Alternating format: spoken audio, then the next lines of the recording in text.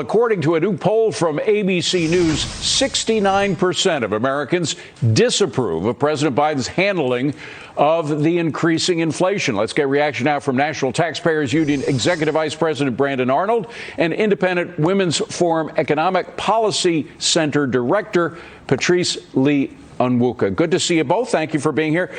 So, Brandon, clearly the Biden administration was wrong in predicting temporary inflation. It is accelerating.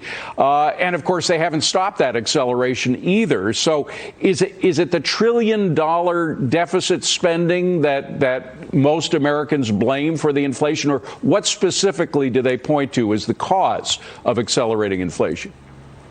Well, that's a huge part of it. Last year, right out of the gate, this administration spent $2 trillion, borrowed every cent of that $2 trillion in order to juice the economy. And what happened? It drove inflation through the roof. That's not surprising for anyone that studied economics. What is surprising, though, is that this administration wants to just keep doing the same thing over and over. They want to spend trillions of dollars with the Build Back Better plan, this American Competes bill, the China bill, hundreds of billions of dollars, all unpaid for, or most of it unpaid for. It's going to continue to drive inflation. And what this administration is going to see is its numbers continue to go in the toilet because the American people want an end to all of this inflation. They want an end to all this borrowing and spending. Well, Patrice, the labor shortage also plays a key part in the inflation story, not only in wage inflation, but in fewer goods and services. And that, of course, holds up the supply chain, et cetera. Also, you know, the fewer goods and services you have, the more everything costs. So how about their handling of the labor shortage that we have right now?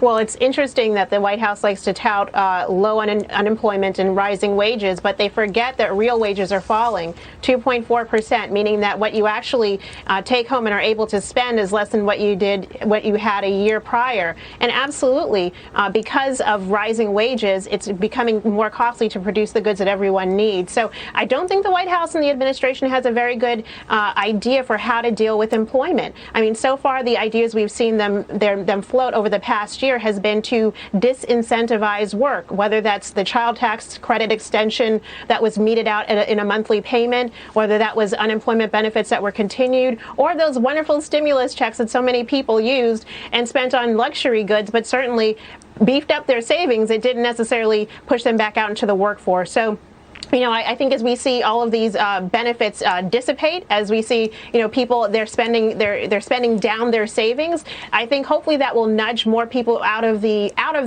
sidelines and back into the workforce where we really need them to be right now. Brandon, when are we going to hear the specifics on tax policies? We know that they're planning a whole lot of things. Everybody has their wish list. Liz Warren has her wealth tax wish list. Other people think that we should be doubling the capital gains taxes. Are we going to hear something specific? And is it possible that the Democrats can find some Republicans to go along with some increase in taxes?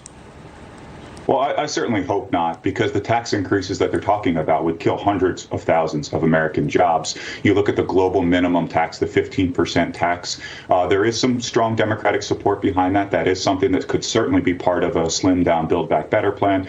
As is the case with the excise tax on stock buybacks. So those are the types of policies I expect would be included if they can indeed get Joe Manchin and other recalcitrant Democrats on board. Hopefully that doesn't materialize, because, again, you're looking at a loss of hundreds of thousands of American jobs at a time when this economic recovery is really limping along. Well, Patrice, again, I'm just wondering, are there any Republicans, because there are some moderate Republicans who went along with the president on infrastructure and a couple of other things. Are there enough Republicans so perhaps some tax increase could be passed this year? And what kind would that be?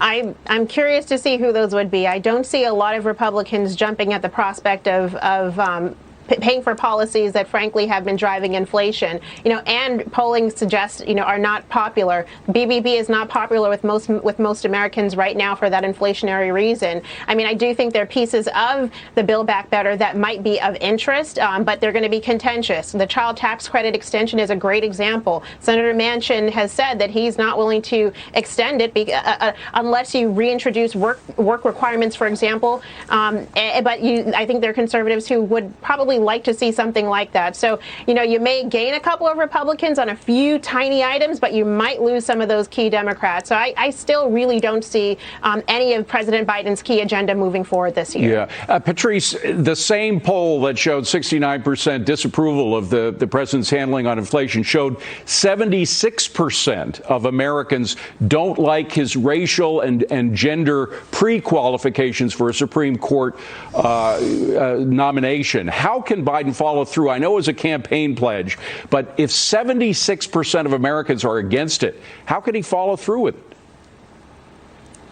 Oh, because he's pivoting to a radical base right now.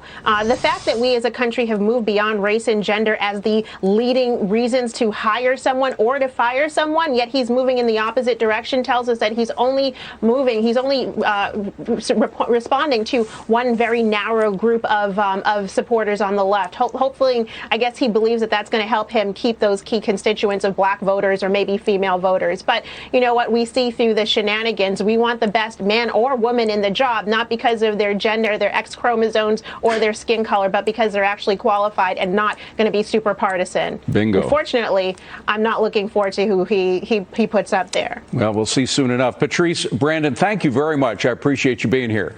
Coming up next, as Russia's military